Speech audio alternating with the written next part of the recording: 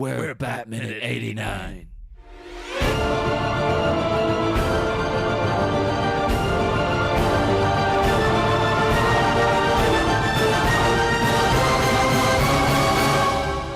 What are you? We're Batman at 89. We're talking about the comic Batman 89. Oh, God damn it. If I knew you were going to do that, I'd have joined in. I think I didn't even know what I was going to say. It's like, We're Batman at 89, the comic. yeah.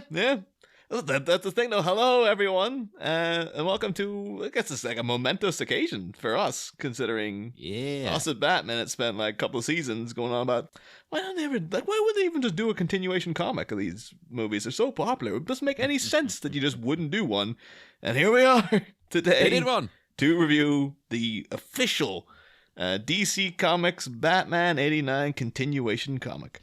Oh, I'm so happy. I'm so happy this even exists.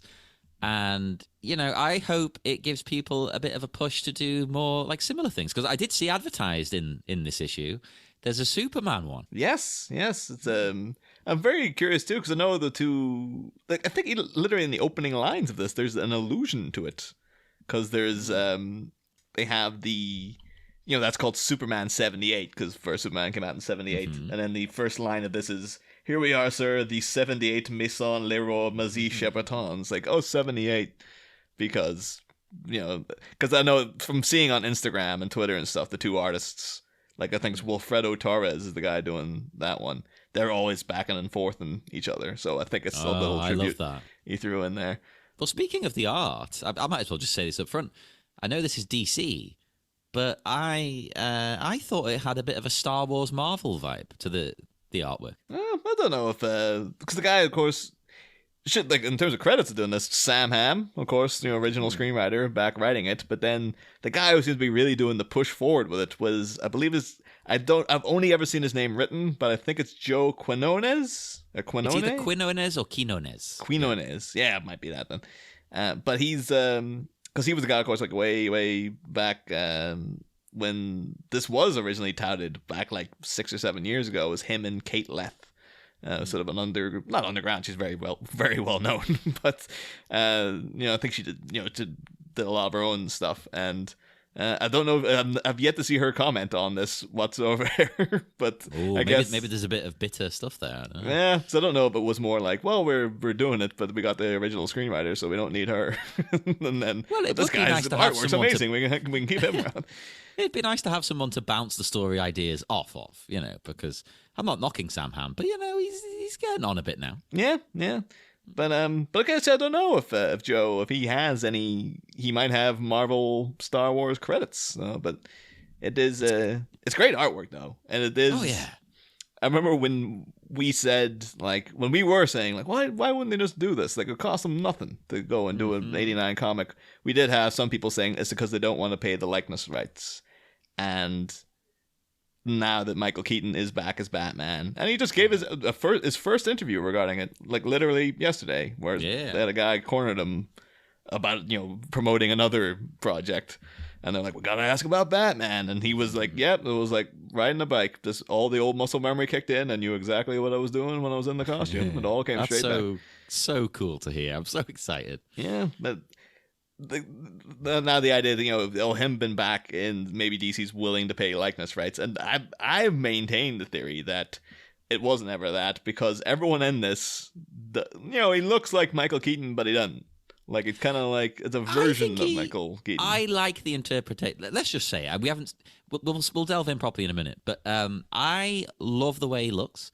It's kind of like it's like an artistic interpretation of how he looks. It's not literally let's make it just look like it's Michael Keaton. Yeah. It's kind of like how Michael Keaton looks in your mind, if that makes sense. It's like they really went heavy on the Keaton eyebrows, but everything else was like, well, it's a bit Keatonish. And I did notice the guy, Joe, on, like, you know, I think it was on Instagram or Twitter. It's like someone saying, like, you know, do you have to pay Billy Dee Williams to use his image? And he was like, that is not a picture of Billy Dee Williams.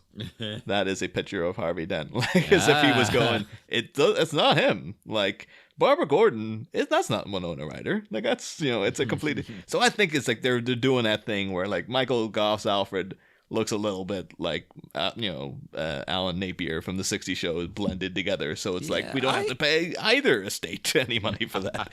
I think they pretty much all look the part to me.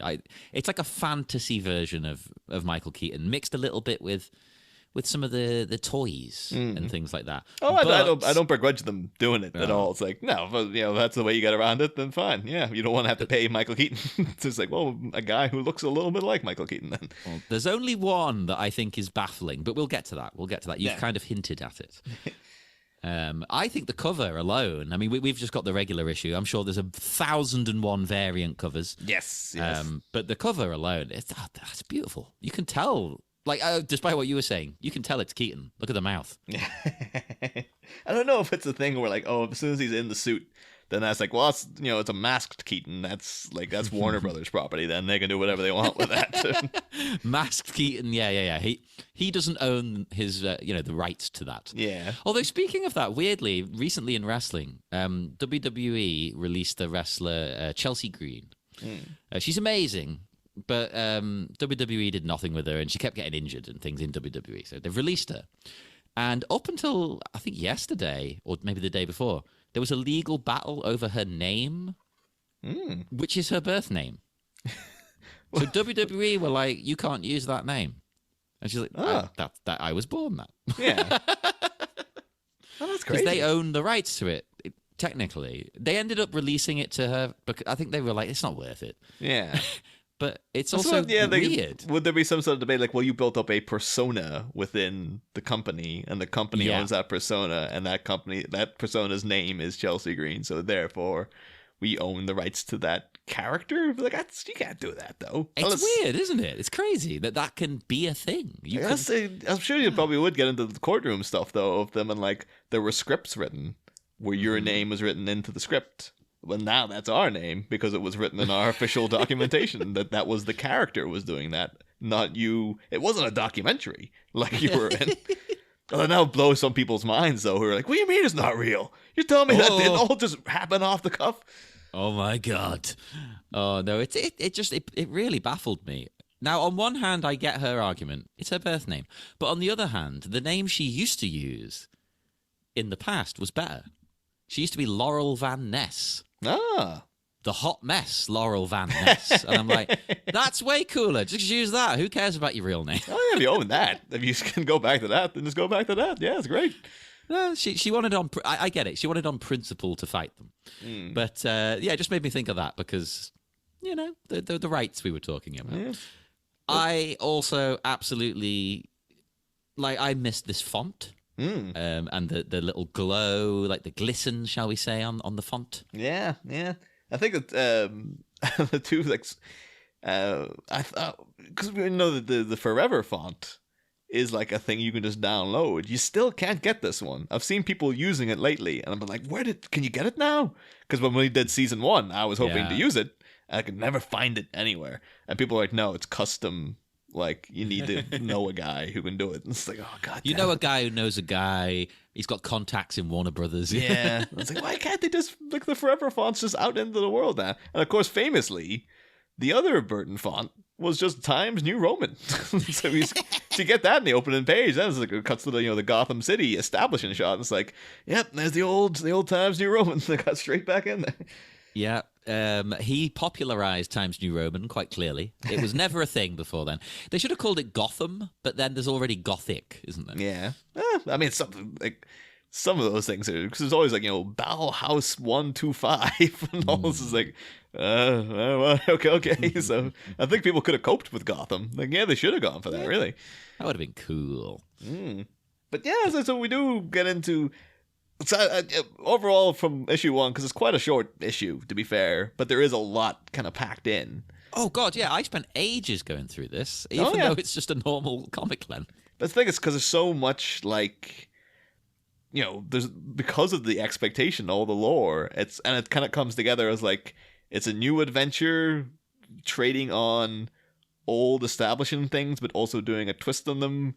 It's a love letter to the past. It's also Sam Hamm almost kind of addressing some problems that he might have retrospectively had with the with the original Tim Burton movies and stuff. It's like, oh, there's a lot going on, but these first 2 pages is like Easter eggs up the friggin' wazoo. Like, most of the issue is, to be honest, but yeah, especially at the beginning.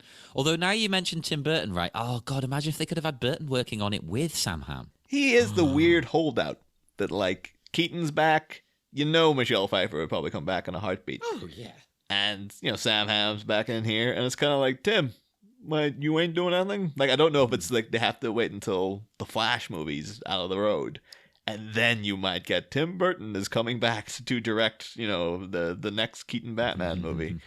But or it could be because as obviously we covered way back when, he might be like, never again. Like, those films were for different reasons, like the worst period of his life, basically. You know what it might be, right? He wasn't, despite everyone else's love, he wasn't too keen on the first one. Yeah. He maybe wants to do a follow up to Returns in comic form. Well, that's the thing, though, because he's poo-pooed Returns as well, but as did Keaton. Keaton seemed to have a whole thing about, like, oh, no, that's all in the past. Now he's all back into, like, yeah, I'm Batman. Like, that's... Yeah, I think it was one of those things a bit like at first Mark Hamill did that with Luke Skywalker, didn't he? No, I've moved on. That's what I think it was after doing Wing Commander. Yeah. And I think a lot of it might have been, like, Tim Burton was given, carte blanche to do whatever he wanted, and then there was all the backlash to Returns, and he like, we can look at that with a kind of like oh, what a funny situation, but it might have been like the studio on them going, what the hell have you done? You'll never work in this town again. Like, probably, yeah. He might have had very stressful times. I'd have been like, they told me you could do whatever I wanted, and I did. So what do I want from me? But well, Tim Burton, we know you're listening. We know you're a Patreon supporter, or is this free? I don't even know anymore. But Tim, we want your follow-up in comic form, please. Yeah. I think it's, me's not above it nowadays, too. I can imagine, even after all that, the passage of time, nearly 30-odd years, over 30 years since 89. Like, if they ask him now, he'd be like, oh, yeah, maybe. Yeah, I'll probably do a Batman movie if you ask me now. Although, we should probably talk about this one. Yes. So, I mean, we start off, of course, Harvey. Yeah, we're straight in with him. He's on a date. Look, we cannot get away from friggin' Harvey Dent. Like, a full movie of him last time. All the long Halloween stuff, and now like, oh, Harvey Dent. So yeah, and it's right into it here because obviously in the Burton movies, he doesn't have a lot to do. It's almost like saying sorry. They give him, like, within this one issue, the angle they're going at Harvey Dent's like, oh, this is actually really interesting. This is like a full, like, a complete reinvention of the character almost, which is. Yeah, I'm dying to see more, but of course we couldn't. Would be remiss didn't mention off the bat. Of course, said first little segment. First panel. They had the 78 potential Easter egg. Panel 2, you have in the background, in the panel introducing Harvey Dent, a giant metal disc that looks a bit like a coin, and it contains. A head that has 2 faces on it. Yeah, I was going to say, have you seen what's on the coin? It's like, well, and then underneath that is the word Janus, which is could be an allusion to things to come, because the Janus Corporation is owned by Roman Sionis, who of course is Black Mask. So I don't know if they're setting that up to be like, it's in the world now. Max Shrek's dead, I guess, so his stranglehold on Gotham's, industry might have waned a little bit, but... Well, hang on. No, Shrek won't be dead in this, though, will he? Oh, no, because it's after Returns. So, yeah, it'll be... Unless Chip Shrek's doing something. Oh, I assumed it was just straight after the movie, 89. Oh, no, because, remember later... Well, because Catwoman is coming into it. We know that from concept art and stuff. That's true, actually. Yeah, no, that makes sense then. And later on, they do have Barbara Gordon... She has the remote-controlled Batarang from Returns, which they get from that. Yeah, I didn't think about that. That's Although I was talking to someone literally the other day, and they were like, they assumed the same thing. And I was like, no, it's after Returns, and they're like, well, why is it called 89 then? And it's like, I guess it must be a roundabout way. You can't just call it like the Burtonverse Batman or Keaton Batman. So like. 89 Batman. Like, that's the one people will know what it is then, I guess. That's true. Could be Batman Returns again. Yeah. But I have no idea what else you would call it. It would just have to be Killer Batman? Or it's I don't know. MK Batman? It's like an MK Ultra Batman? It's like, no, it's Michael Keaton Batman. See, when I hear MK, I think Mortal Kombat, but everyone else might think Ultra. People would be more upset then. What do you mean it's not Mortal Kombat Batman? But yeah, so Harvey's on a date with Barbara. Yeah. And something that really struck me is when he's talking about himself and he's like, I'm not bad looking. And I'm like, dude, you're like the king of handsome. Yeah. Oh, Billy Dee. You're better than that. Although this was weird to me because you're setting up a continuity now. So your call is 89, all right? So that when everything went down, and this is presumably after Batman Returns. Barbara Gordon is, and we know from future covers that they've already revealed, very much based on Winona Ryder. And even in the way she's dressed here, and I actually tweeted this to the artist, and he liked it, which I am taking as verification. Yeah, that's like he's verifying it, but he's not allowed to say. Yeah, but her outfit is Veronica Sawyer, the Winona Ryder character from Heathers, her exact outfit that she wore to a party. And it's a really iconic outfit. It's the outfit she meets Christian Slater and stuff, and it's it's not. She doesn't meet them. She meets them in the cafeteria, but it's when they meet up, she's having the slushie and stuff like that. Yes, and it's the same. It's a very very eye catching outfit, and so putting her in that, and then also making her look a little bit like Winona Ryder is very much saying, in my universe, this would be who was playing this part. And the thing is, so presumably this is set in like 94. 94. And, 94. So Winona Ryder is born in 1971. Billy Dee Williams is born in 1937. So hey, are you insulting people who, with an age gap? I'd say it's a pretty hefty one, though, because you'd be like, what, 21, 22. This is like, spring to late winter kind of. But Billy Dee, telling you, I understand the appeal, but it is a bit kind of like, oh, okay, like, I don't understand Jim Gordon. Maybe they'll bring it in later on, where he's being like, annoyed. Yeah, that guy, he's like near 60. What the hell are you doing dating my daughter? Daddy D. Oh, that works in two ways. That's what they always called me, Big Daddy D. I could imagine him saying that too.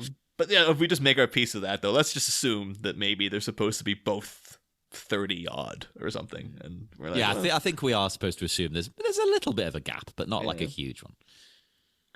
But they're obviously negotiating. They're trying to not talk about business dealings around the dinner table because Harvey wants to make this a special occasion. And one thing I did find slightly odd is then Barbara gets really freaked out and distracted because she's like, I saw something moving outside the window. And he's like, that's impossible. Like, we're 59 floors up. And I was like, dude, Batman exists in this universe. Like, he gave you a bat signal at the end of the first movie. So yeah. If something's moving, you'll be like, I guess it's Batman. And you see later in the issue, he's already got an issue with Batman. Yes. To use the word issue twice. It's like, I'm dying to get that. That's a really interesting angle to go at. But then, of course, I love the way, as a reader, you instantly, without even looking at the next panel, that's Batman just from that little flash of cape. Like if you didn't know Batman, you say, oh, that could be anything. But I'm looking at it like, it's Batman. So they do introduce a Robin later, kind of. Oh, that was my big question for the issue is that person going to be Robin? Yeah. And there could have been the twist is that was him instead. But yeah. I think then they're like pretty much the next panel's like, no, it's Batman. Like, who else is going to be kind of something. But that would have been quite an interesting way of introducing the character. But that character, which we will get to, I do love the way they're introduced. Yeah. It's interesting. It's very interesting. But that goes page 2. And this is just like Burton love letter city. Like, yeah. Holy crap. I loved it. Yeah, so we're in Gotham. I don't know if it's Gotham Square from Batman Returns. We're not? Back. Yeah, we're back in the thick of it, baby. They freaking managed to escape it, and then a movie later they drag us back in. I loved as well, like Halloween is here. obviously making it very Tim Burton. Yeah. And the mayor saying not to allow kids to attend, just in case, because things have been a bit crazy lately. But everyone's ignoring what the mayor's saying because this feels very familiar with things that have been happening for the past year and a half. And the thing is now, though, I didn't think of it until you mentioned, like, oh yeah, the mayor said that. It's like, are they going to bring the mayor into this? And is it going to be? It'll have to be Mike Murphy, I guess, from the second movie. Or will it be like, no, Borg got reelected. He's back. Borg's back in town. Hell yeah. There was the Borg blip where he wasn't there for a season, and now he's back again. Oh, my God. Now I just can't wait the next month. It's like, is the mayor going to open up? It's Borg. You know what? All these Batman movies coming out and stuff, I want Mayor Borg. Yeah. Or give me a Borg comic. Just call it Borg. All the Star Trek fans lining up. What's this? It's like actually about a politician who is like in the middle of the 70s, working his way up to the position of mayor. Yeah, make it dead serious. Yes, it's like it's proper. Just like it's all about just the minutia of city council. I'd read it. Oh yeah, it's David Simon's Mayor Borg. Borg Origins. Oh man, that's more. So the thing is, this issue, no Catwoman. We know she's coming, but now I'm like, I don't know where you. Just give me the mayor. The son of Borg. It's like better. A Bush to W. Bush Jr. scenario. Borg Jr. Oh, it needs to happen. Something as well. I think this is part of why I also thought it was set after 89, right? Because later on, not to spoil things, there are criminals in the guise of Joker and goons, right? Yeah. And here it says there's been 3 nights of reduced violence. So in my mind, first reading it, I was like, oh, okay, so the Joker was 3 nights ago. Yeah, and that's why the violence is reduced because Batman's dealt with the problem. Oh, but it can't be that. Oh, you thought it was like three nights straight after? Like, oh man, no, that was the only thing I could think of. But then the timeline didn't work out. Yeah. So I was like, well, where? I was immediately confused when it was set, but I also didn't really care. Yeah. Oh no, because I think because of course amongst all the various Halloween costumes you get in that second page, we got Lydia Dietz and the Maitlands and everything are there. Friggin' the Mars Attacks big-headed alien lady is in there. And did you notice? Is there a kid dressed as? It looks like the Penguin. That's the thing. I think this because you have that kid dressed as the Penguin, and then amongst those riders later on, a guy in the skull helmet thing that the Red Triangle gang, like that biker guy. There's one of those around. It's like it could be a combo of both of them. There's like the remnants of the Red Triangle gang and the Joker gang are good. So there's one of these criminals later on too who's wearing the Joker jacket. I think is modeled on Mac McDonald. So it's like I think it might genuinely be like this is they don't have the rudder that is Bob. Oh my God! Do you think that maybe they might be like? Turns out the mastermind of the gang is Bob. He actually survived. And he's keeping the Jack Napier name going. I'm getting more excited about this comic. That could I didn't even think genuinely. of yesterday. It's like that could be a thing because we're jumping ahead a little bit again, but I don't care. Because when you see a crook later on with the Joker jacket on, my first thought was, okay, it is the remnants of the gang. Yeah. But then Harvey brings up something that makes me think it's not. Oh. It's we'll get to that. So these costumes, you brought up a couple of them. So there's Lydia, like you said. Who is she with? I think it is a guy just as Beetlejuice in the wedding outfit, but he's not got like the. I don't know if then they thought it'd be too much to have him with like the blonde back hair and the kind of zombie makeup and stuff on. Not the Beetlejuice is a zombie, but you know what I mean. Putrefied state. He's a living dead person. It's either that or it might be like an Ichabod Crane from Sleepy Hollow kind of thing. But it could be because they're all mixed and matched. Like, and did you notice the one at the very bottom?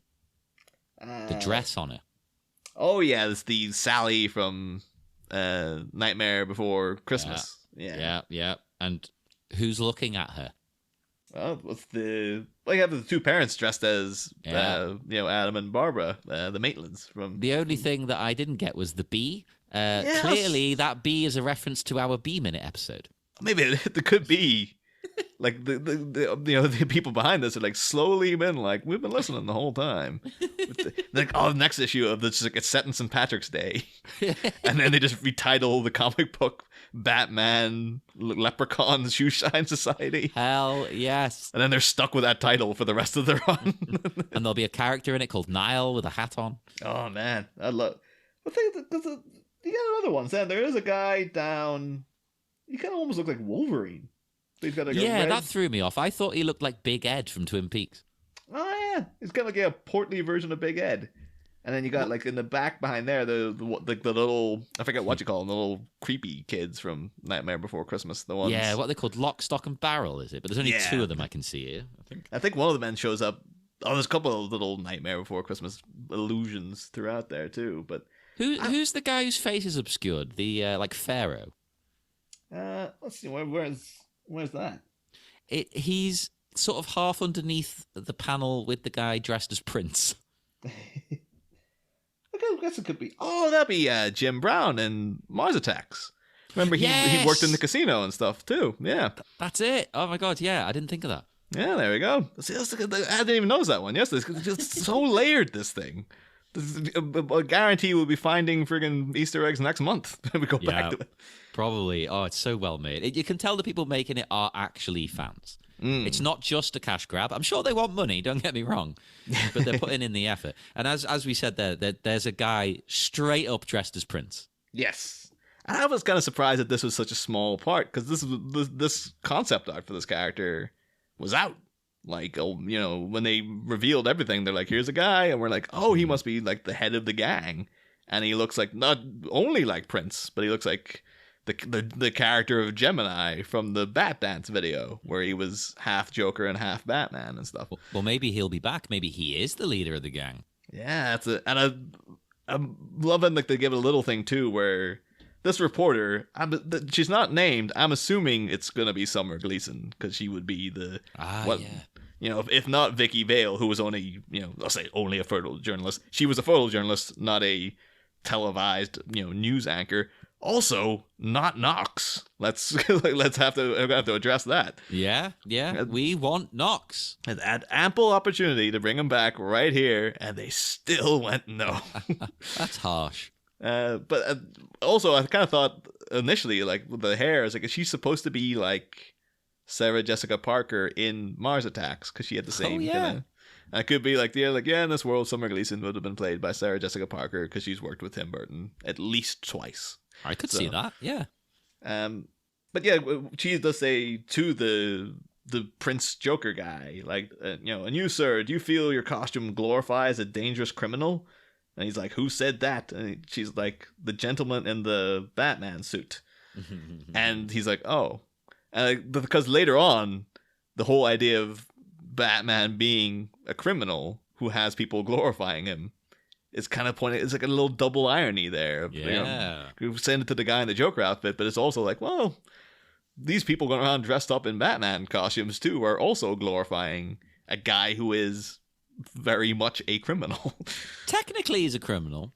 A criminal for good reasons, if that makes sense. Yeah, but these people, it's implied a bit like in the Nolan movies. It's implied that they're dressing up as Batman and they're heading out to fight injustice and things, and it's like that's not good. That's a thing as well. Like, we talked about it during the return season, and if anyone watched or listened to the Bat Minutes Sam Hamm's Batman 2 table read from a couple of months back, this was an element that he had in, like, where there was gangs of Batmen who would like go take it upon themselves to become vigilantes in the street. He actually uses a couple elements from that script, as if he's like, I'm dusting it off, baby. I'm keeping bringing it back. Hell yeah. And even then, though, they have a guy behind him who's got the emblem painted on his face, and that's taken from the Batmen militia that forms in The Dark Knight Returns. Yeah. So yeah, densely layered with references to the older material. We're only on friggin' page 2. I know we could keep talking about page 2. Yeah. But yeah, the one thing they've not addressed is like the the commodification of Batman, which was a big thing in Dan Waters' original script. Well, I think there's a little bit. They do sort of.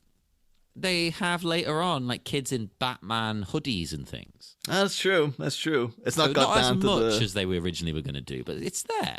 Yeah, it's not like it's faces on, sleds, and you can buy a Batman watch and all this kind of crap. But Well, if you can buy a hoodie, I'm sure you can buy a watch. I wonder if that was the, beyond the Winona Ryder of it all. I wonder if Joe Quinones, if he put Barbara Gordon in the Heather's outfit as an olive branch to Dan Waters, because he obviously wrote Heather's. And he's like, yeah, we got Sam Hamm here, and he won't write you any tributes, but I'm going to slip one in, dear Dan, under the wire. Oh, maybe. Yeah, like a little nod, a little wink. I am, of course, famously Facebook friends with Dan Waters, because we go way back. Yeah, very, very good friends. Yes, very close. He's never spoken to me, but I might send him the little screen cap and be like, do you know this is in this comic book? It's a little nod to you, just to see if I get a rise out of him. If he says anything to it. Yeah, he actually might reply to that. Yeah, because he didn't reply to any time. I was like, Dan, you want to come on the show? But if he's like, some guy, they're doing a Batman comic as a tribute to it, and he might be, what? But it turns out next month, it's like, Dan Waters suing DC Comics somehow over this.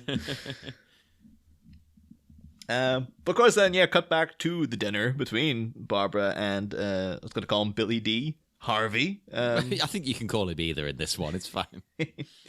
And it turns out he's actually got a proposal, like not in the city ordinance proposal. He is actually planning to propose to old Pat Hingle's daughter. Here. Yeah, I have a question about Pat Hingle, which we'll get to. So we could have Billy Dee Hingle within the timeline of this. It needs to happen. I do like the way it keeps cutting, though, between their dialogue of him, proposing, but there's a shady character doing a countdown. Something's gonna happen. Again, too, he's got the clown nose on, where you're like, it's a good thing this is Halloween, because otherwise this would be very conspicuous. No, you'll just assume he's got something wrong with him, and you won't want to say anything insulting. And I do like as well how Harvey, in the proposal, he gives Barbara something to help her decide. Yeah. A coin to toss. You gotta work in there. There's gotta be a reason he has the coin. Normally, I hate explanations for these kinds of things, but this, coupled with what we get in a bit, I like the explanation. Yeah, it's not bad at all. It's weird though, because we'll obviously be reviewing it in October, the month of Halloween. The long Halloween animated movie gives a new origin to the coin that I also was like, oh, that's an interesting spin on it too. Completely different from this. But it's like, it's 2 times in the space of 2 months where I've been like, here's Two-Face's coin, here's a new spin. Here's a new spin on the coin, a new flip on it. Well, and it's only fitting then that it's 2 times. Yeah, everything is connected cosmically. Everything is connected now. It is. It really is. And I do like the way it's a gag, because it's of course his famous 2-headed coin. So it's not really going to help her decide. It's always going to be a yes, because he says, "Oh, heads of a yes, tails of a no." It's a real. It is a very charismatic joke, though. Like, it's just, it could be in lesser hands, it could be really sleazy, but the fact that it's just like they're already, deep into the relationship, so you can't take it as being like as a little joke between it's boyfriend not and too girlfriend. pervy and sleazy. Yeah, and you could imagine Billy Dee doing it with a little smile. Yeah, works every time. Yeah. Also noted too, if you look at it, it is a coin was printed in 1789. And I think somewhere in the Two-Face lore, the coin was supposed to be a bicentennial coin. So this will be the official bicentennial coin of Gotham from Mayor Borg's, of course, atrocious bicentennial celebrations. Where he had to go out, we're going to go out with a shotgun and get people down to that square himself if he has to. Bicentennial. Come on, everybody. Look how much we've talked about Borg, because we've been starved for Mayor in Batman and Robin, and this is the merest hint of him. has just brought out this, like the friggin' the dam cannot hold it anymore now. Like the board content's ready to pour. We need a mayor. You can't have a Batman movie without a mayor. That was Joel Schumacher's greatest failing. Was just like, yeah, if you would put a mayor in there, that whole thing would have come together much better. Would have saved the entire film. To be fair, it would have improved a lot of scenes that Gordon's in. If you swapped it could him be out. that they were like, if we put a mayor in here, there was literally nothing for this guy to do. Yeah, and there's already like it might as well have been like we just Pat Hingle showing up in a friggin' nightcap and his slippers, just like George Clooney, I guess, really, that friggin' dressing gown. But that's in the main show. You can listen to about all that there. Yeah, go check that out. And then the proposal is unfortunately interrupted by an explosion. Yeah, the bridge has been blown. The Joker gang are back. Somehow, Jack has returned. Yeah. Well, not quite. Fingers crossed it's Bob. But I genuinely think it could be Bob. Like, there's no way it's going to be Joker. Now it's like, but like, Bob he's a fan favorite. So if you're playing in that sandbox, why not? Like, he's just like, yeah. He make Bob into the Harley Quinn as character, where Harley Quinn was always like, he really loves me though. It could be like, I know he shot me, but we were tight. Like, Jackie he does crazy things like that sometimes, He shot me, he didn't mean anything by it, so. No. He was frustrated, Yeah. Although, again, like, this ties into your idea of it being Bob. I mean, look at the gang. They straight up, they're Joker goons. Yeah. It's the same exact jacket. Like, it's got every little bit of detail. It makes sense. We were, joking around in other seasons, but like, those goons have had to go from the Joker gang into the Red Triangle gang, then had to buff up to, be the 2-ton gang in Batman Forever, and then now they're friggin' there's the shivering ice capades assholes from Batman and Robin. But it's like, no, these guys, they kept their dignity. They put the clown makeup back on. That's a very dignified way to live, yeah. Well, they're almost more hardcore, because remember, that was the thing of Joker's gang. They never put on the makeup. They wore the jackets and the shades. But these guys are like, no, we're putting on the face paint and the funny noses and stuff. Well, that's too. another reason I thought it was so soon after the original, was I thought, well, these are the days sort of after the Joker's death. His gang are getting hardcore. He's like a martyr. Yeah. I thought was this happening during Returns as well? Was there also, like, on top of the Red Triangle gang, there's also, Joker guys about, but they took Christmas off, so that's why you didn't see him. Well, they were laying low. Yeah. Well, also though, because even this page got tons of little Easter eggs too. One I was actually kind of like, is it? No. Is the way they've got these trucks is that they're blowing a hole in a bridge, and the trucks are just smushed down in. One's gone flying down, crashed in the bottom, and the other one's just kind of behind it. Is that a reference to the end of The Dark Knight Rises? When that was the way they took out Talia al Ghul? Oh, it must be. Everything in this issue is. And the worst death scene in any film. Oh, it is appalling. It's absolutely awful, and it's a shame to say that. Yeah, it's really too. Is it Chris? Man, like the Bane death was like I kind of liked it, but I know a lot of people had a lot of beef. It, yeah. Considering I didn't really like Bane, I quite like that. Yeah, but then just be like, this is your main mastermind villain behind the whole thing, and she just crashes a truck, and then it's like, well, see, guess I'll die now. Yeah, in the most cheesy, old-fashioned acted way ever, just goes like. Bleh. Yeah. That's like you're going from a franchise that had the friggin', they discovered the Joker's body in '89, where he had the really creepy pan down to the, and it's like a death that really impacted on me as a kid. And then Dark Knight Rises, you could say to people like, how did Talia al Ghul die? Like, oh, she died. I just remember her being in a scene and then not being in the rest of the movie. Yeah, it's a shame. It is a shame. But we do get a couple of ladies here that I do enjoy. Yes. The lady Joker goons, I guess we could call them. Yeah, and then even they are Easter eggs, because they're references to in Batman Beyond.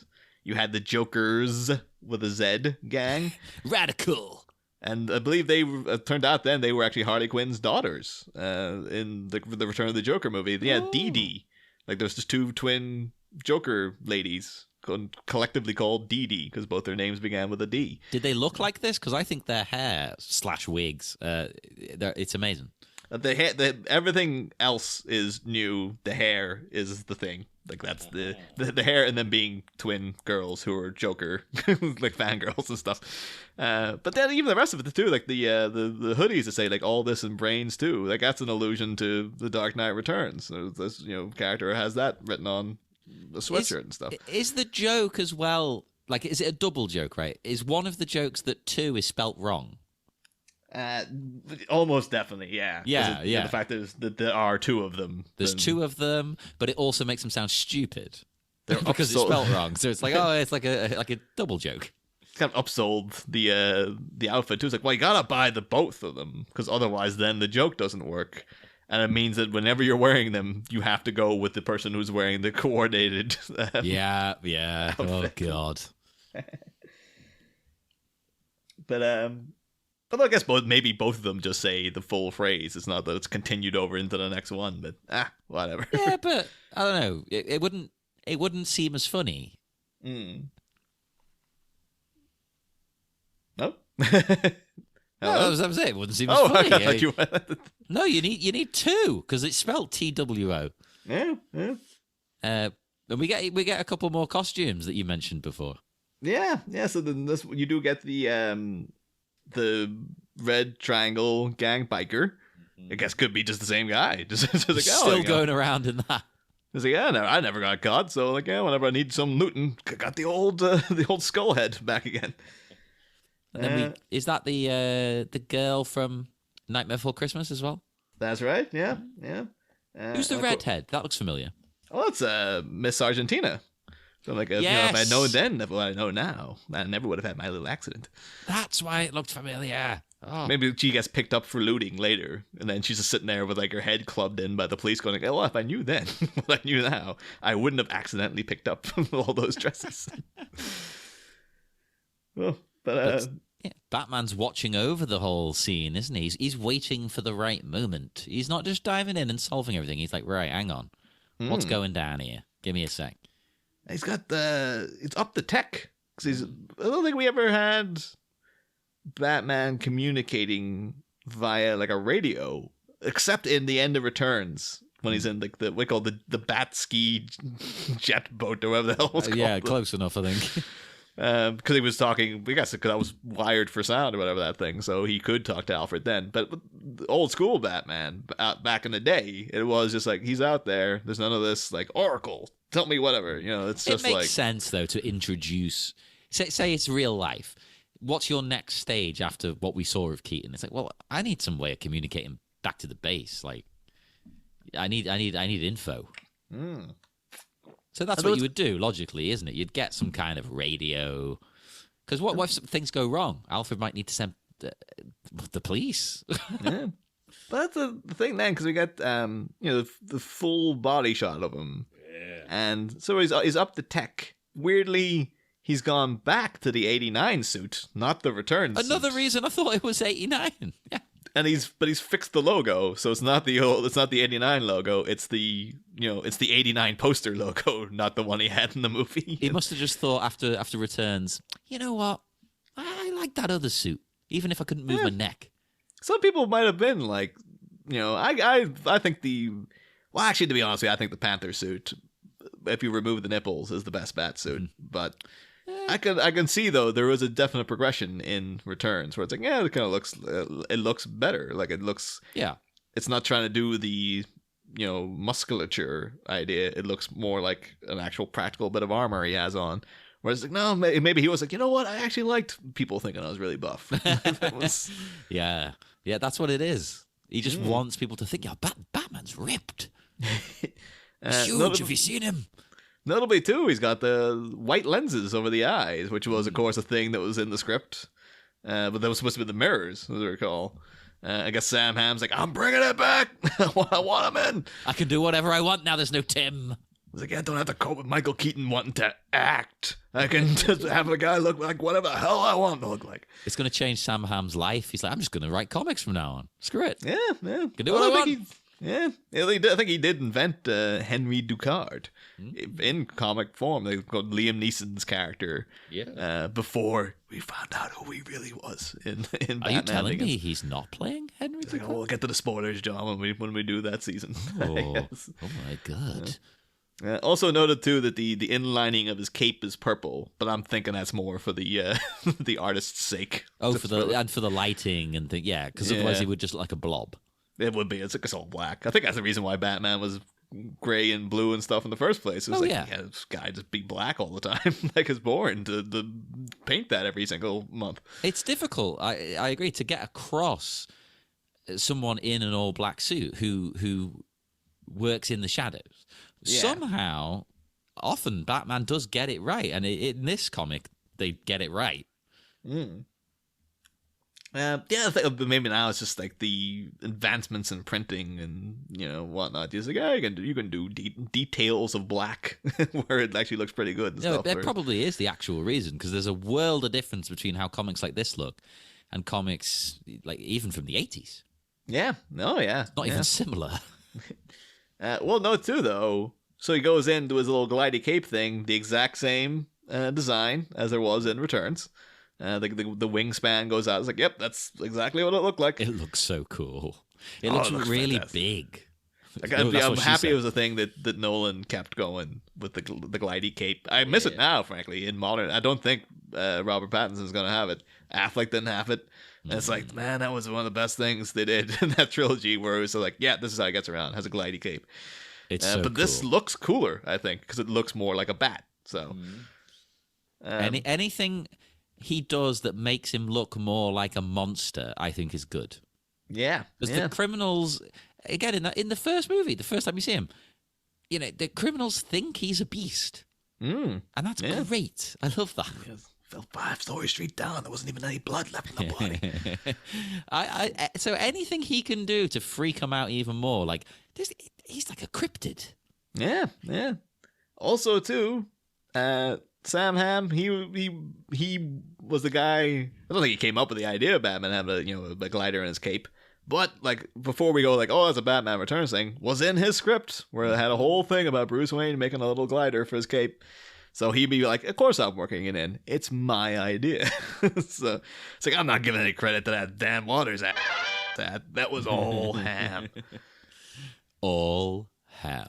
And why doesn't Batman, I was going to say dance anymore. Glide. He definitely didn't dance in those first 2 movies. Why doesn't he glide anymore? We should just do that. Oh, when they were filming Liverpool, we could have done that. Just gone outside. Remember when Batman used to glide? That could have been our big question. We get on set, we get an interview. Robert Pattinson comes by. We're like, Robert, how come Batman doesn't glide anymore? He's walking away. Robert, man, way to glide, man! I love the glider. And then the movie comes out and he glides. It's like, that was us. He spoke to the crew. Just do that song from Rockula. Like, he doesn't walk, he glides. Oh my God, I need to rewatch Rockula. But the goons here, right? They're not just attacking indiscriminately. They are airlifting these 2 vans via chopper during the commotion. The commotion's a distraction. Yeah. And it's not the most ambitious plan when you actually find out what it is, though. It is basically just they want to make some money. Yeah. Although the scenario, I guess, is more high octane than we got in any of those first 2 movies. Yeah. The idea of them actually lifting trucks via helicopter. It doesn't feel out of place, though. That's the beauty of this. It does go like a step further, but it never feels like that wouldn't have happened. Yeah.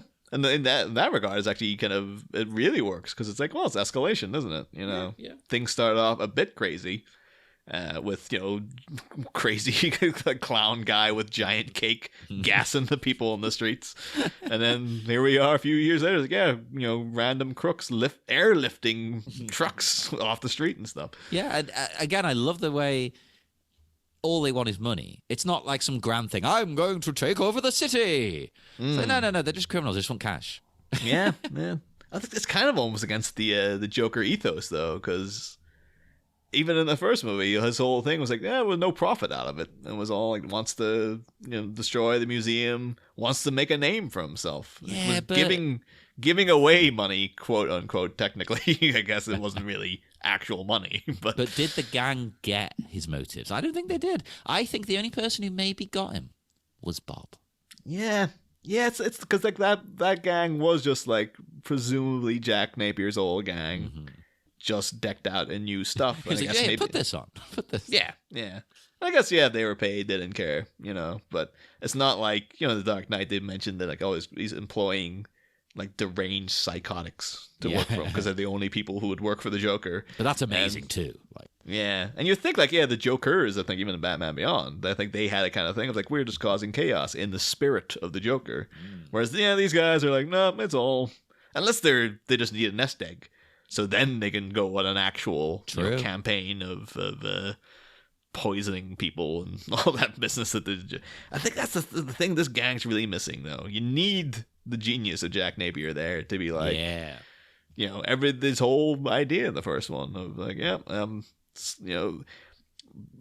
poisoning the cosmetic products, but you can't trace it because it's actually different composites. So you have to put them together for it to actually work and stuff. It's like that's why they fail. Yeah. And, these guys fail spectacularly. They do. Although in many ways, you'd almost be like, is this a failure for Batman? No, because he comes in, blows up the helicopter. And it was a real stark reminder for me, like, as you're going along, and you've been so used to now, particularly with us in the Schumacher-verse, where it's like, Batman, he's kind of in line with, doesn't kill people. This is really like, oh, those guys are dead. That's what I wrote, because like it goes to great lengths to show the guys going, ditch, we've got to dive for it, and you see them leaping out of the chopper. Yeah, but like they're really high up. They're gonna die, right? And I don't think like Batman had anything of like, oh, they'll be fine. I'm pretty sure he was like, if they die, that's it. I don't care. If they die, they die. Yeah, it's even later on too. We'll get to the panel later. There's a bit I thought was a bit confusing, but it kind of layered in a bit of like, oh, there's a bit more of a commentary on this Batman's actions than before. But yeah, because he does in the movies he does just kill people, and he's doing it here, and I don't know. It does seem a little bit like. Maybe he wouldn't have just explicitly just blown these guys off. I don't know, but then again, he does blow people up in the second one. In Returns, he puts dynamite in the guy's pants. So I don't know. He's calling the car now. It could be like, I remember when I set that one guy on fire. Yeah, it's true. I'm calling the car the flamethrower of these guys. Oh, that was great when I did that. It's like, oh, that worked so well. He became some sort of, that guy could have been Firefly. Like, yeah, he became Firefly afterwards, but who cares? It was cool. Can't happen every time. And we get one of the goons off screen. It's not a movie. But he says, gentlemen, new plan, when they spy Batman. And I thought that sounded like the Joker. Yeah. It's like, let's broaden our horizons. Yeah, exactly. Gentlemen. So I thought, is he going to turn around and it's the Joker? I'm like, no, please don't. Please. And luckily they did not do that. Although that's one thing, fingers crossed, that doesn't get breached. Where like, he's back. Somehow Jack Napier has actually returned. It's like, no, give us Bob. Leave the Joker dead. With the tone of this issue, I can't see them doing that. No. Particularly too, it's after returns and everything. It's like, I think you gotta lean into the idea that like in this universe, those criminals die, and Batman is a lot more callous in how he takes care of business and stuff. Yeah. Which is an interesting take. But the criminals are as well. They just try and machine gun Batman. Yeah, and then we get because we already had the thing about the Two-Face's coin. Now we get the giant coin from the cave. Yeah, the famous. Is it a penny? I don't know what American coins are. Oh, I think it's a penny. Yeah, they have pennies, don't they? Even though Americans, even though you don't have pence, you have pennies. How does that make sense? Explain to me, Americans. A penny is a pence. It doesn't make any sense. Oh, hey. Love it. Wordplay. And I like the way not only is it a reference, but it's I don't know, it's a bit of a symbol. He uses the symbol of the bank, the giant coin, and it's getting destroyed. or you could be rich guy hiding behind his money. Oh, that's multi-layered. So I think there is going to be a commentary in this series, as we'll get to later on, where there might be a bit more of a disconnect between rich guy Bruce Wayne, Harvey Dent, obviously a guy who looks like he's affluent but actually is not, or doesn't come from that area, and then we have a Robin who seems to be very much from, the wrong side of the tracks, quote unquote. So I think that could be a thing that they will actually address, but. They'll have to with that Robin. Yeah. And that's again, it's Sam Hamm thing from the second script, where it wasn't exactly like this, but the idea of Robin coming from like an impoverished background where he was basically kind of like borderline homeless and stuff. Yeah. And that's the impression I get when we get to that character. Yeah. But yeah, they do have the police show up. There's one goon really booting it away, that's the guy I thought looked like Mac McDonald. And who the actor? Yeah, because you remember he was the goon in the helicopter, and he was the one guy who hated Jack Nicholson and said everyone else loved him. I totally see it, right? I thought he looks like someone, and I couldn't place it. So the only thing I could think was, well, he looks a bit like that guy at the start, Nick. But no, you're right. Too. It could, well, you never know. Maybe there's two potential guys, but blend the two. Why not? Yeah, it's like, Nick and Eddie, they make a comeback too. I was like, well, what else are they doing? They're still, just because Batman knocked the crap out of them doesn't mean like, well, we're still poor. Yeah. We still got to mug people for money because that's our way. But it doesn't work though, because Batman's out of here anyway. He's in the Batmobile, which is also back, baby. Yeah.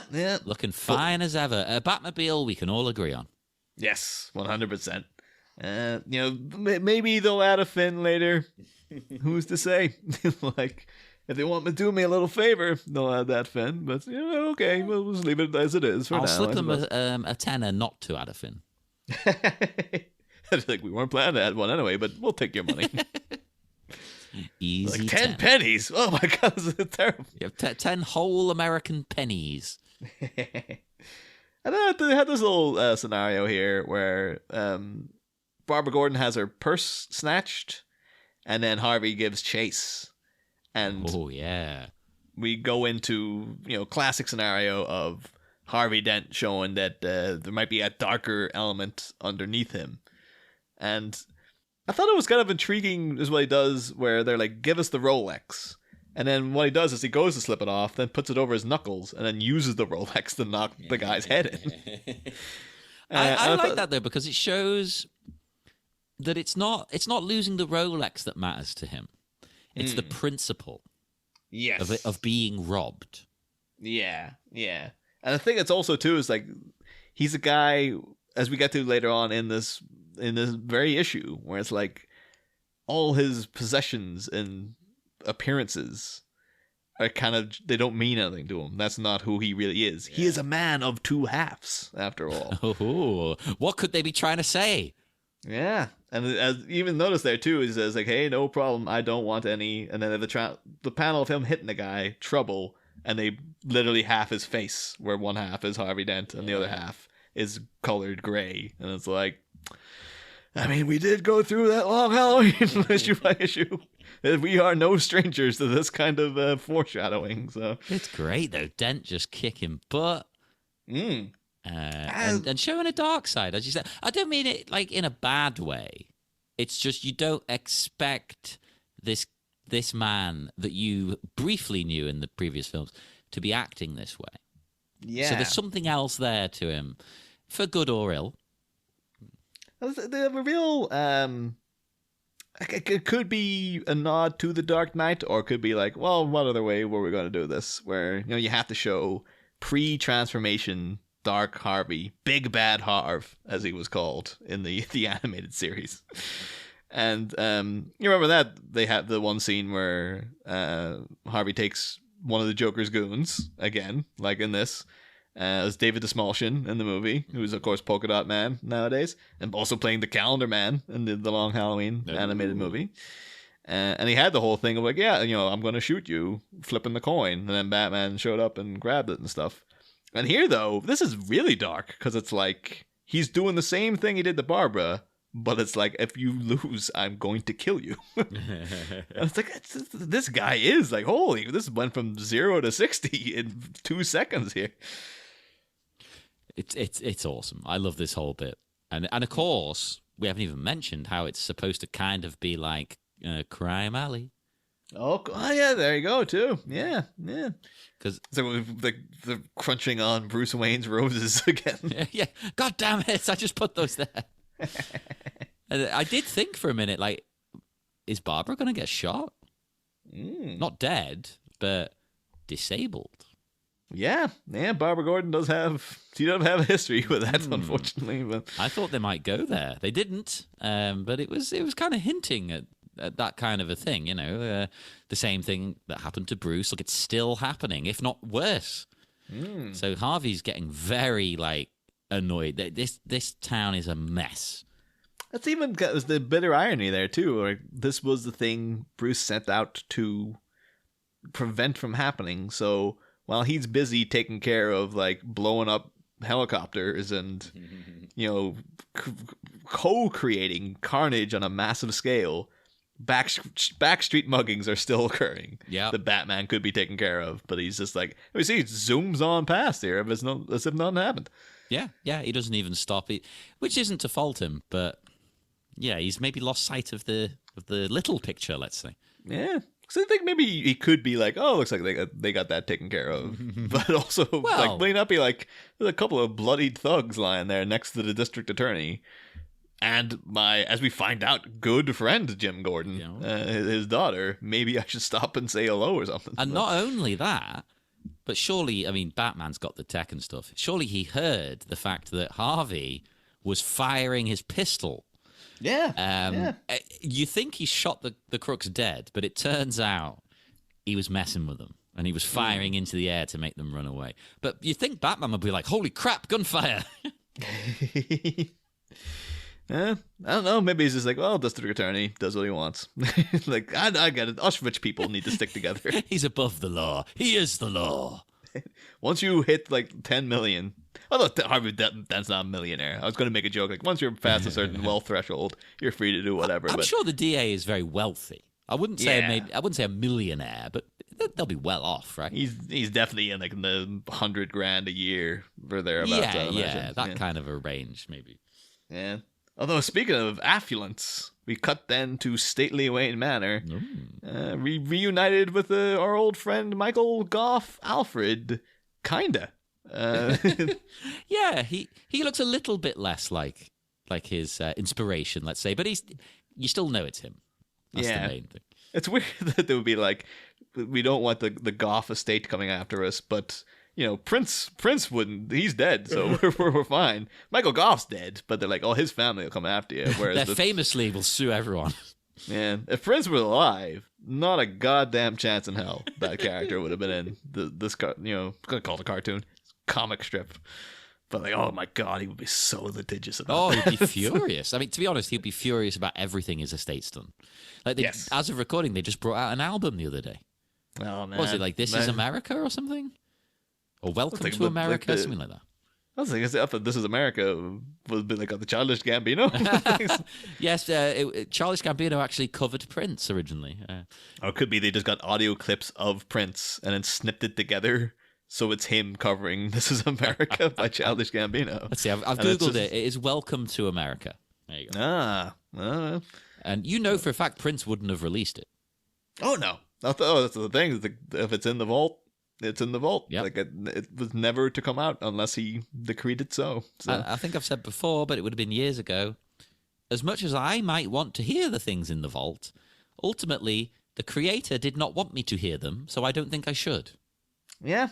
I just imagine a friend of the show, Darren Hughes, did too, but I finished the show.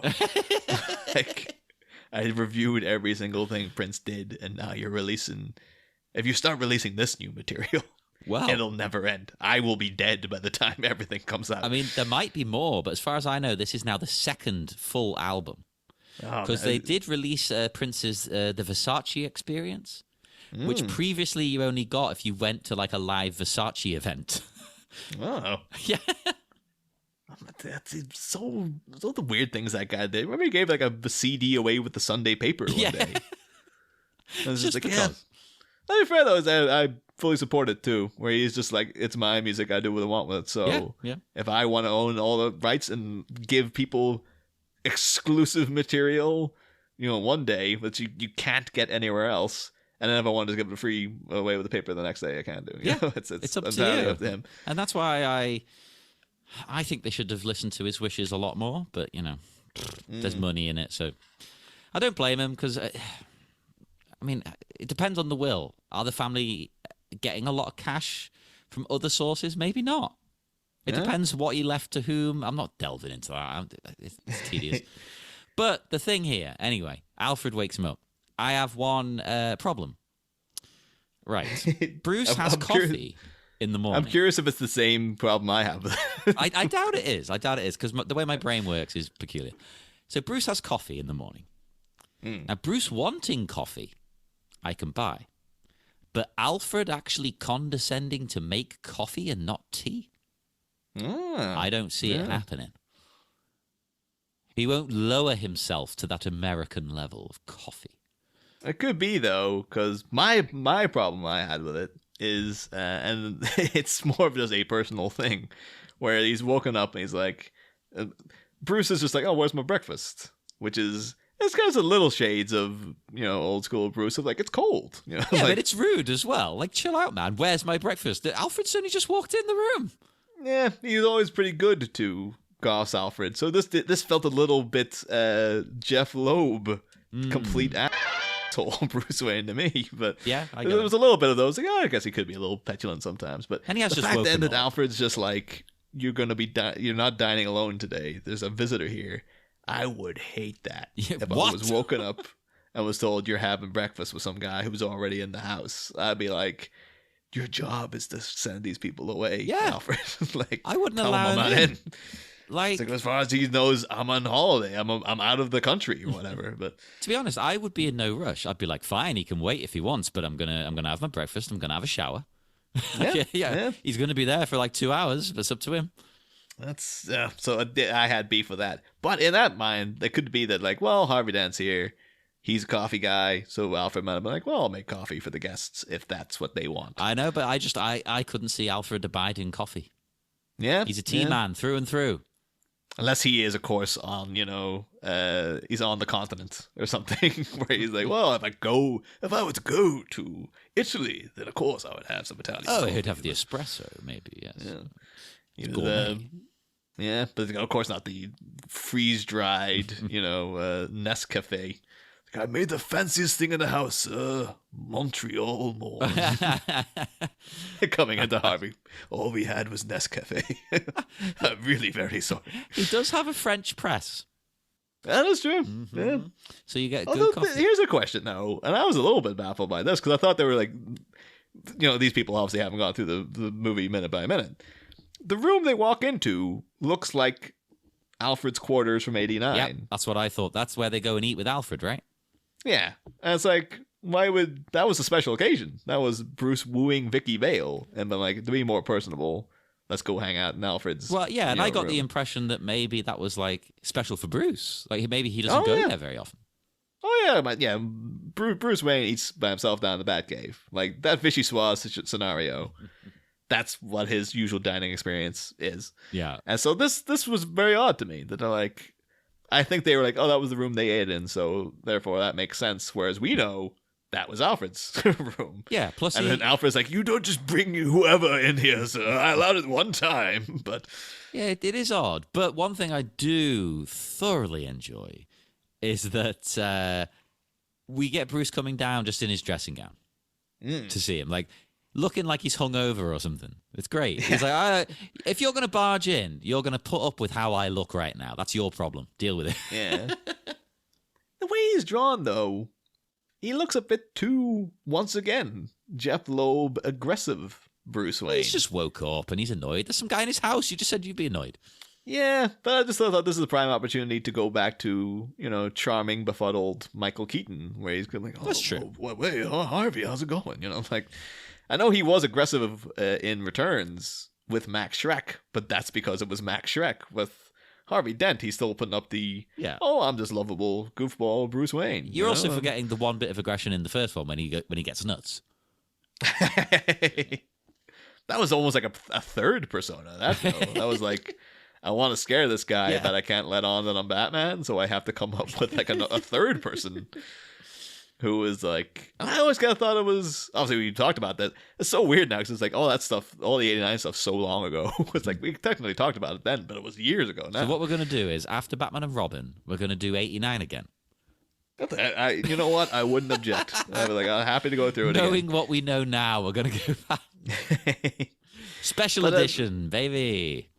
But in the Get Nuts sequence, I always kind of thought it was him doing an impression of Jack Napier. Because Jack Napier was supposed to be A1 Nut Boy. Yeah. And, he was doing his whole, like, he made mistakes. And I kind of thought he was doing a bit of a Jack Napier to Jack Napier. And because I always, again, we talked about it in this episode, but it was the fact that I always thought he said, and then he had this, oh, you want to get nuts? Like he was doing a direct quote from Jack Napier that he had heard from people and doing his, Batman detective work.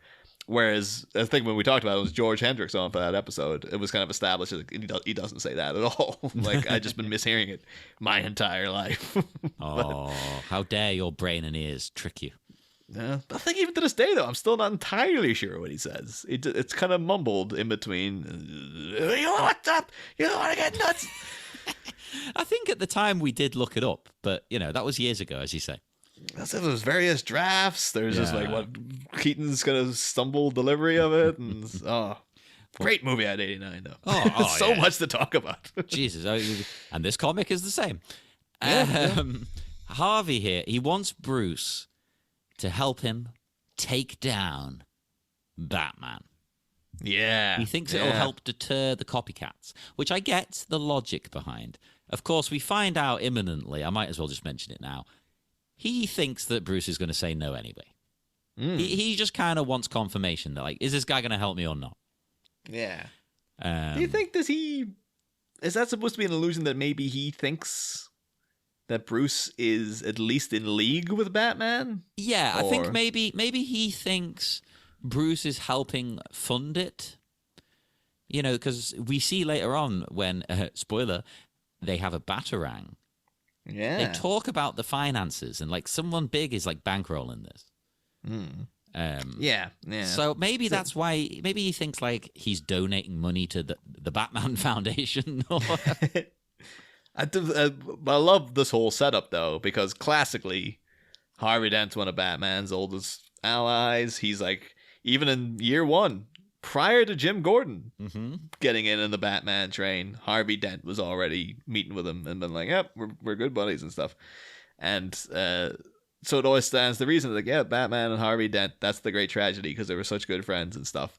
To have it set up this way, where it's like, no, Harvey Dent is trying to take down Batman. Yeah. And not only that, he also now believes that Batman is like a fleet of people. It's not all one dude. I absolutely adored that. It was so funny to me that Harvey is that wrong. Because he thinks, like, it can't possibly be one person. There's no way. It's Jim Gordon's hit squad or whatever he calls it. Yeah.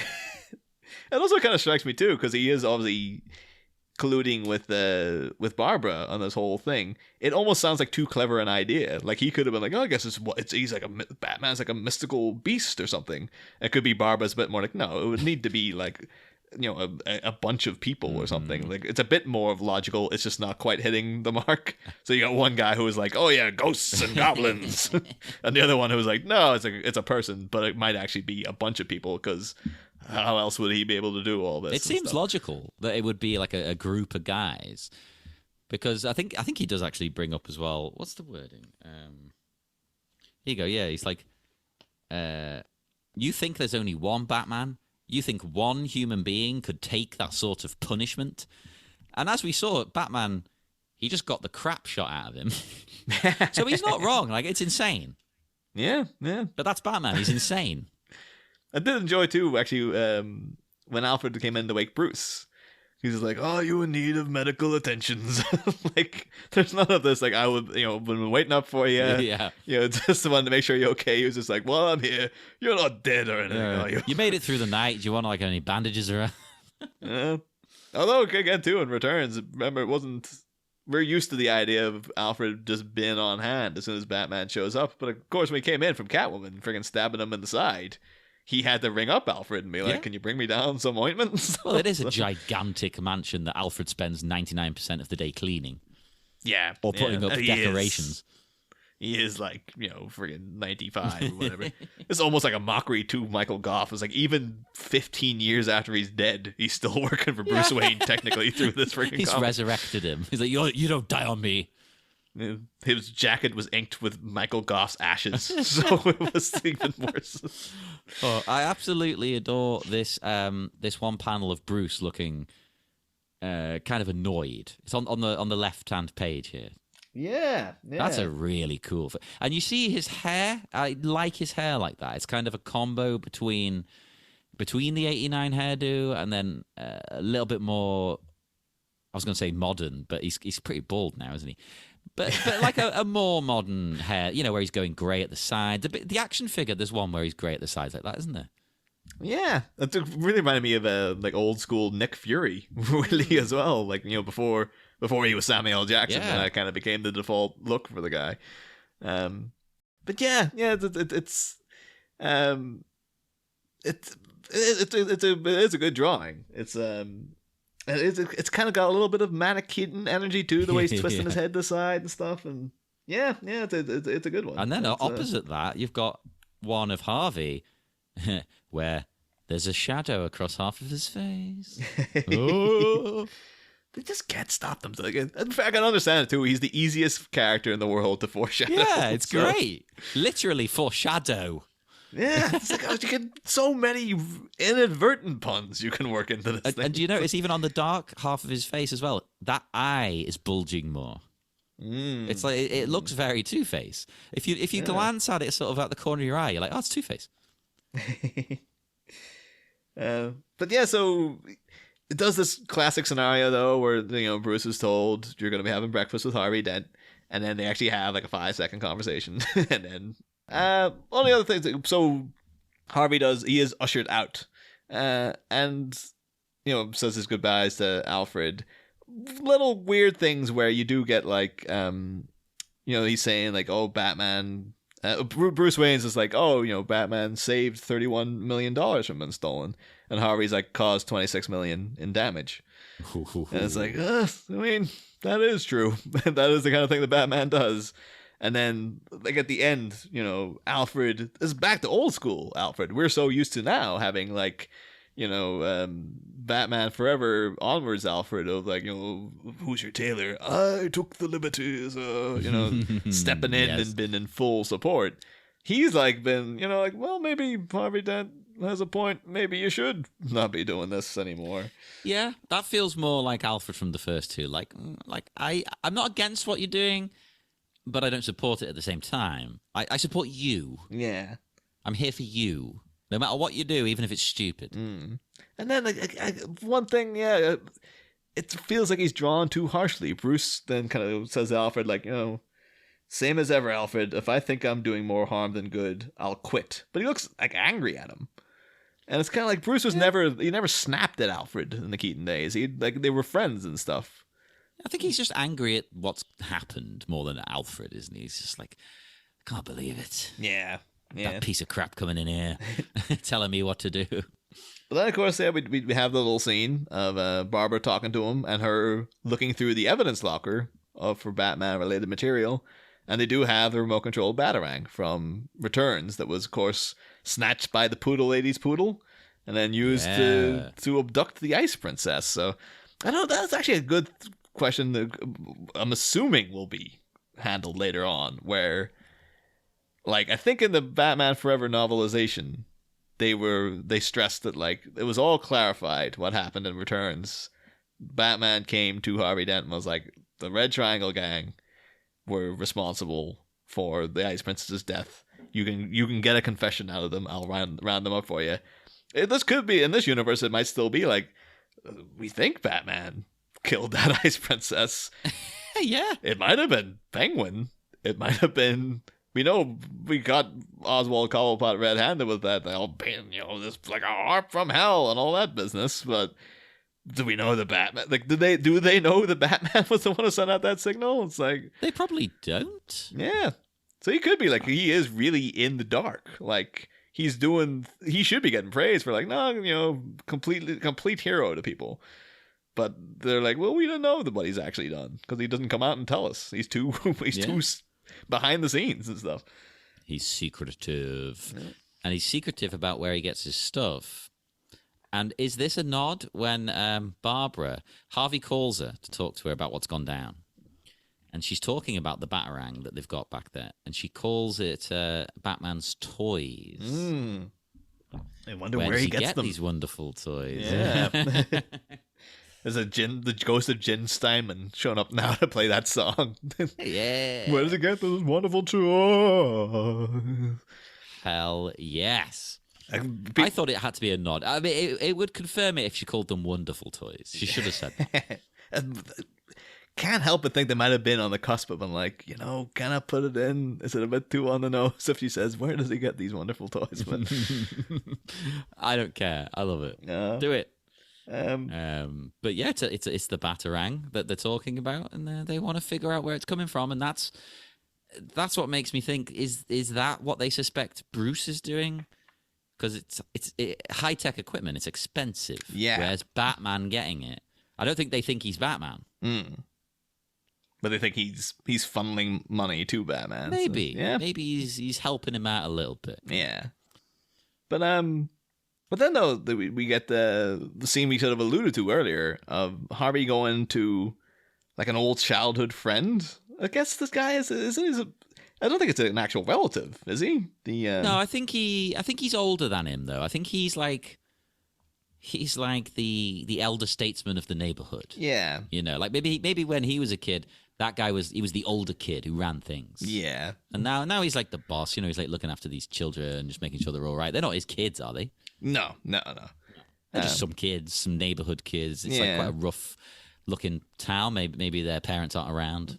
It's a scenario very familiar to, like, if you watch The Wire, you'd always get things like this. The guy coming into the old black neighborhood, and there's like everyone just knows he's the guy who works on people's cars. Everybody knows him, and he's all the kids used to hang around here when they were kids, and everyone. Yeah. It's a real community. Everyone knows everybody and stuff. And this was an angle I really liked because it's almost like this is a sort of Sam Hamm's almost like addressing the criticisms of Burton's work, where particularly in Batman Returns, where it was like mayonnaise city, in Gotham, it was lily white, and the one bit of color they had in the first movie was Harvey Dent, and he seemed to be just like he's like a rich district attorney guy, and they've got this really good angle here where he's coming in and there's like, big shot district attorney with his fancy suits and he has rose lapel and all this kind of nice car that the kid likes. Yeah, and it's just like Harvey Dent going like, that's not me though. That's for them. That's for the to keeping up appearances. Yeah, Hyacinth Bouquet style. Like this is for Whitey. Yeah, it's entirely for the Mayor Borgs and the Mayor Roscoe Jenkins of the world, and to fit in with the city elite, I've got to look and act a certain way, but that's not who I am. And it's like, that's a really interesting angle to come at Harvey. I love that because this is my favorite part of the whole comic, actually, bizarrely. Nothing to do with Batman. It's this.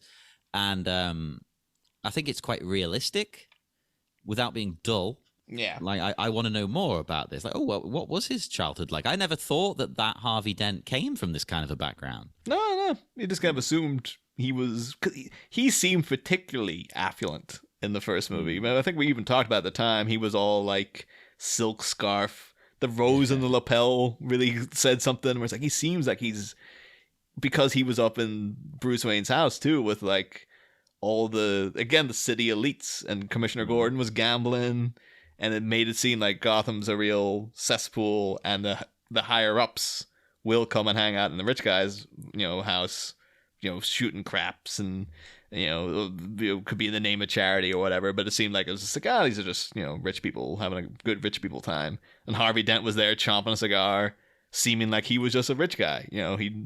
He wasn't, street smart Harvey Dent who worked his way up and was, determined for justice and all this kind of thing. But now we know maybe he was like that for show. Yes, yeah, and it's a good angle. I'm looking forward to seeing more of this and what they're going to do with the commentary then on Two-Face when he turns and stuff. Like, oh god, yeah. I wonder because that's going to change things up a bit. Because I do really like what he says when he's like, "Got to represent.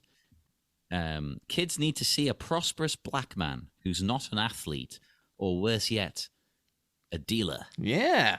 And I was like, oh, that's a cool angle. He wants to turn up in the neighborhood just to be like kind of showing off, but not in a big-headed way. Yeah. It's kind of like, I want to be aspirational. Let's see, it makes sense too. It's like showing people like, they're you can be like me. You can have it all and whatnot as well. But which of course he's wrong 99% of the time, but he doesn't mean it harshly. He's trying to help people. Oh yeah. I don't think he has genuinely good intentions with this and everything. So, and then we find out a little thing where like that little coin trick he actually learned from this guy too. The pretend like, oh, which side do you think it's gonna land on when it's a rigged coin and stuff like that. Yeah, I absolutely love that again. I've said I love this, I love that like every 2 seconds in this episode, but I do.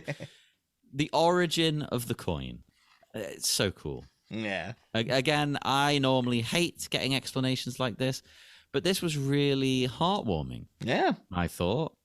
But they just have other little scenes like Harvey's actually set off the bat signal, but he's got the line through it. No bats allowed. That's harsh. That is. Come on, man. Come on. Okay, it's another little Dark Knight Returns nod though as well. They had a little that symbol going around for a bit. And this bit confused me though, where they mentioned that he doesn't use the bat signal anymore. Yeah.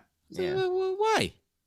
Yeah, because maybe like if you're on the hunt for Batman, it's like, oh, you know exactly where he's gonna be because you shine the bat signal.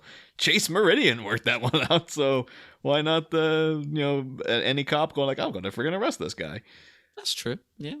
Although, actually, I just thought one thing just before we see that, you see Keaton back at the Bruce back at the mansion, and he's watching the television. Yeah. Which to me, that's very Keaton. Yeah, that is. He spends half the movie watching the TV. I'd say Batman Returns was a guy just sitting observing everything happening from the TV, and at the end going, I guess I better do something about this. Oh, right. It's like, Alfred, I'm gonna stick on the Kelly. You want nothing? God damn it! So would you go out and do something? I'm watching my programs. Is the love connection on? But then we cut to Gordon. Yes. Yeah. And the one thing that really threw me off about this issue, the only thing really, is they've been very generous to Pat Hingle. Yeah. Visually. No offense to Pat Hingle, but they made him look a lot more dynamic and a lot more like he's a man of action instead of the sort of just Pat Hingle just looked like a very dowdy middle-aged man when he played the part. Yeah, he kind of looks like a cross between multiple Gordons I've seen. Yeah. It could be, again, getting around likeness rights, or it could be like we want to redeem the character. Yeah. Because there are little things even in there. Like they have things, allusions to the fact that Jim Gordon was on duty the night that the Waynes died, and he's the first cop that Batman talked to, or Bruce Wayne talked to, after his parents were murdered. That was a thing in Sam Hamm's original script. That was a thing. It was even as far forward as Batman Forever. Pat Hingle in interviews talking about that was a big scene I was going to get to do of a flashback to me talking to the little kid and stuff. It was a beautifully written scene, and they cut it out. So it could be against Sam Hamm's like, I'm bringing it back. It happened. It's canon. That that's the relationship between Batman and Jim Gordon. I've always enjoyed that connection. And the thing is here, they've been very generous to, like, it's almost as if they are flat out trying to redeem the relationship between the two guys, because he does absolutely nothing in the movie. Yeah, and as we know from doing 3 going on 4 movies now, Batman of the cinema of the 90s didn't care about Jim Gordon. Like, you remember last time he saw Keaton Batman in the friggin' in that continuity was like, I think the circus gang is back. We'll see. Storming off. Not even stand to talk and chat to him. It's just like truculent ass Batman. Truculent Batman trucking out of there. Just yeah. Gordon racing to catch up with him. It's like, oh, please talk to me, Batman. And so, yeah, it seems like now, it really took me out of the book, actually, because Jim Gordon's talking about Barbara and stuff. And he's like, I should be telling this to you. And Batman's like, I don't mind.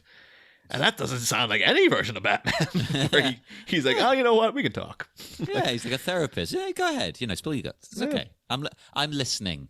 It's like remember when we did the Christmas special one for the Patreon, the Holiday Nights episode, and they had a nice little bit at the end where Jim Gordon and Batman meet up every New Year's Eve to have a cup of coffee. But even in that, I think we were complaining that like, oh yeah, Batman's there for like 2 seconds and he just leaves the payment for the coffee, and Jim still didn't even really get to have a talk with him. Like, no. We kind of always want them to be closer. And like Sam Ham's going like, no, yeah, the two of them talk now on the radio all the time. And it's like, that doesn't strike me as the Michael Keaton Batman I know. Maybe he just kind of had to. Maybe Gordon's like, look, unless you cut me in on this, I'm turning you in. Yeah. He's like, I just want to talk sometimes, Batman, He just wants a therapist. That's the thing in the Harley Quinn TV show, that they actually used a great effect where Jim Gordon's a bit pathetic. And he's just like, he's a guy who... And he looks like Pat Engel? No, but he looks like a kind of drunken wreck. He is a drunken wreck in the continuity. And he's just like, he really wants to be a big shot. And he really wants Batman's approval. He's like, Batman's like the cool kid. And Jim Gordon's like, yeah, we're friends, right? Batman's always kind of like, yeah, sure. He's like the guy who pops up behind him going, yeah. Exactly, yeah. And so he's always sort of like, oh, so how's things going, Batman? It's like, we don't have this kind of relationship, and just kind of walks away.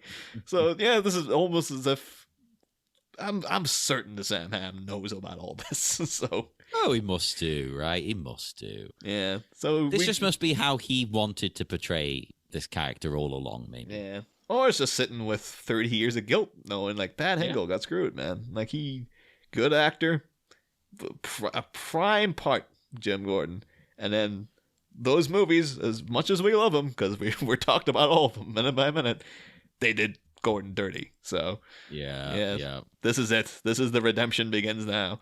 And he's got in shape and everything. Look at him. Yeah. It could be. It could be he's running after Batman so much. After a while, he finally caught up with him. Now I'm gonna make you talk to me. Come on, Darren. But then, having said that, in this scene, this is basically him calling off the relationship. He's like, "No, we can't do this anymore," and he smashes the communications device. Like, that's true. Yeah, bit of a nuclear option. Like issue 1, he's like, you know what? The whole thing. That'd be ironic. Then that's the last we see of him. He never talks to Gordon again.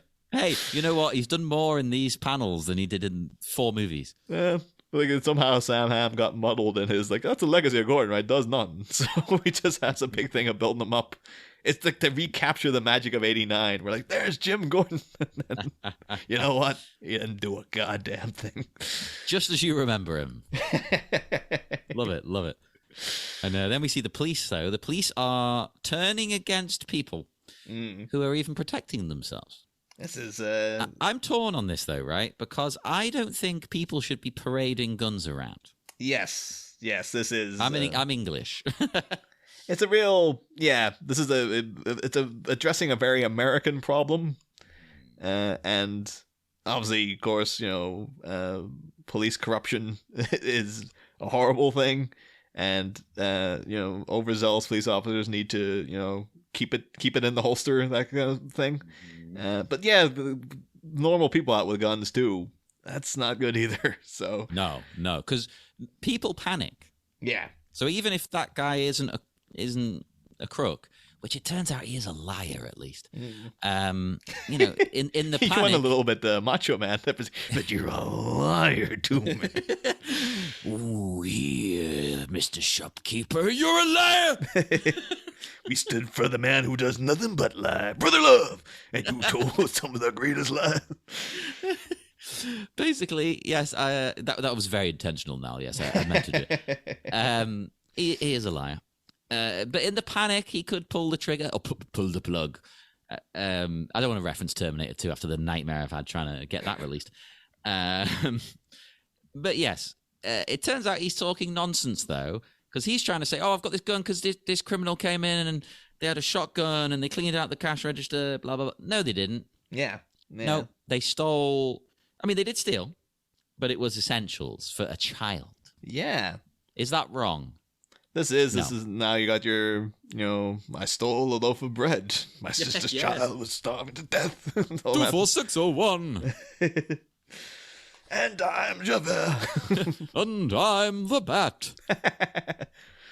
But, I'm kind of curious to see where the scenario would have went, though. Because, again, we've only really seen Batman take out the, Nick and Eddie, the muggers. Mm-hmm. And those are guys obviously impoverished looking themselves, at least.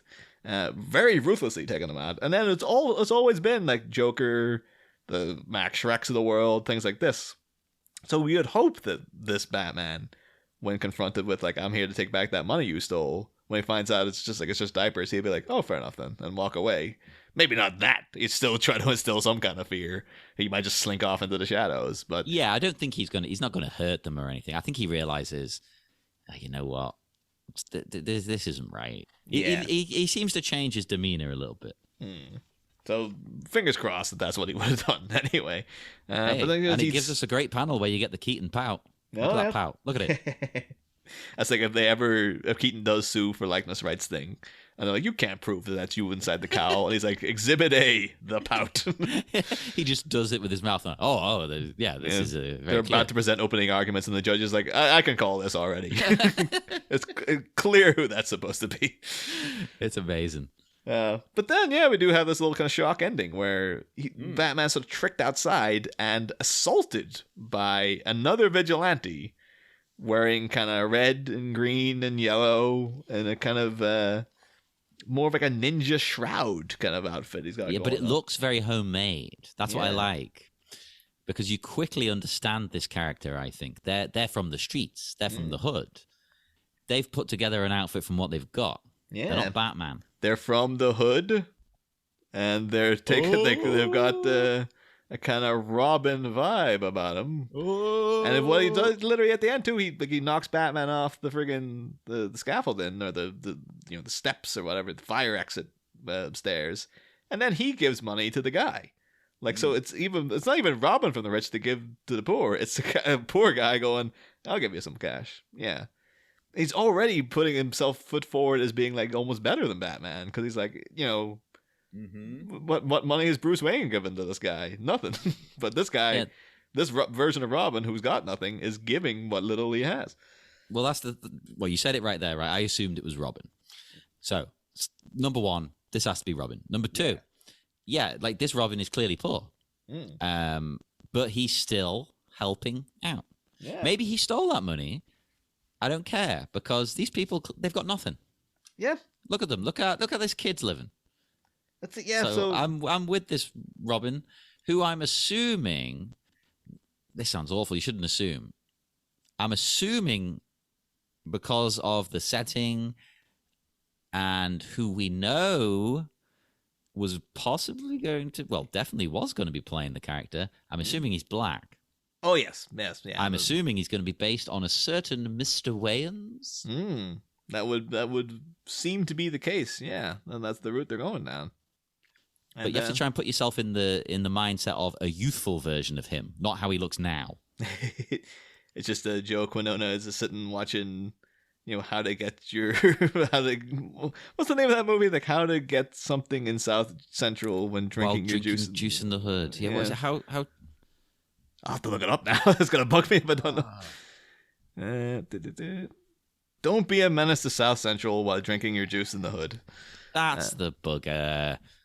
Yeah, so they're just sitting watching that for reference. I hope he's going to have the hair and everything that Marlon Wayne's had in that. I hope so. I really do. Yeah, it's going to be, well, thing is now, because this is all going to be for 6 or 5 more issues of this. We still got freaking Catwoman to come. We got a whole wave of stuff going on down here. So, but what do you mean? Batman's getting arrested here in the last panel? Oh yeah, because last panel is he's been cornered, and we'll have to come back next month. As said there, way back at the beginning, short issue. Holy crap, there's a lot in it though. We could have gone longer. Oh yeah. And it's just like, can't wait the next month. Can't wait to get cracking with the rest of this. So no, I absolutely adored this. I didn't think it would be bad or anything, but I don't know. It felt so right. Yeah. This is my Batman, and he looks like my Batman. Yeah. Except he's very slinky hipped in that last panel. As much as I love Keaton, I don't think he's that slim. I don't know. He was pretty svelte back in the day. So I thought he looked kind of. I don't say average. That sounds insulting. Like a normal body. Yeah. I felt like he had. Yeah. But yeah. I mean, I'm assuming it will be.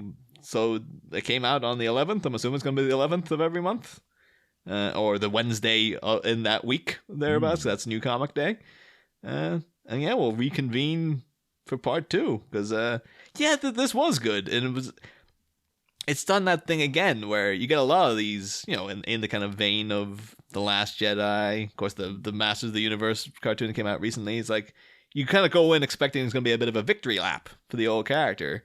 No. But you've got a kind of almost a villainized Batman in some scenarios here. Like, this guy causing damage, he's got friggin' everybody against him. But not too much, though. Like, because sometimes they go overboard and it's like, Batman is evil! Yeah. And it's like, no. They just think he's, inadvertently causing problems. Yeah. Although it'll be weird then if it turns out, like, this version, he's actually responsible for Harvey Dent getting burned or something. Like, due to his reckless nature. It ends up. Yeah, deflect something. It did freaking happen once. Jack Napier deflected that bullet, hit him in the face, went into the chemicals. So, yeah, you never know. That could be what they're building up to. It's like, this Batman guy is pretty reckless. So, I would like that. I would. So I am excited. People, make sure you join us again for this. Is this a Patreon one or is this a free one? I think this one, at least this first episode should be free. And if people enjoyed it, we might be able to sucker them into doing the rest of it on Patreon. You can have this one for free, people, and then come and check out the Patreon. If you do come to the Patreon as a newbie, I mean, you've got a hell of a lot of stuff there to go through. Yeah. Oh yeah. And from across the network, so you've got stuff that I need to get back to. There's episodes about other things as well. And then me and Al don't always talk Batman. We talk other films. So, There should hopefully, fingers crossed, be a Terminator 2 commentary coming at some point. It was supposed to be out by now, but tech problems have scuppered it. Yeah. But it is recorded. It did happen. It was recorded. Where the recording has disappeared to, my computer only knows. I feel now like we're going to have to try to convince people, no, it actually did happen. Like photos of us on the day sitting at our mics going, yeah, this is it. Look, we were recording it right now. Show them a note. Actually, I didn't have any notes, did I? Because it was a live thing. I didn't write anything down. Oh, Jesus. Oh, well. We will... that will be out at some point in some form or other. Yes. And, and then we will be back with more of this. We also have to do friggin' more Dark Victory. We've got another chapter of that to do this month. And we will. And of course, the main show still happening right now. So a lot of content coming your way. So yeah. So now's the time to help support us. Go on, chuck us $1, chuck us $2, because it costs a lot of money. Although your Patreon money has in a way helped us buy the comic. And that is true. So there you go. That's what we put. We don't spend it on like beer, as much as we might want to. We don't. It goes into the show. But yes, join us again. We'll be back with issue 2, whenever that is out. Probably a month. Yes. Au revoir, Batmites.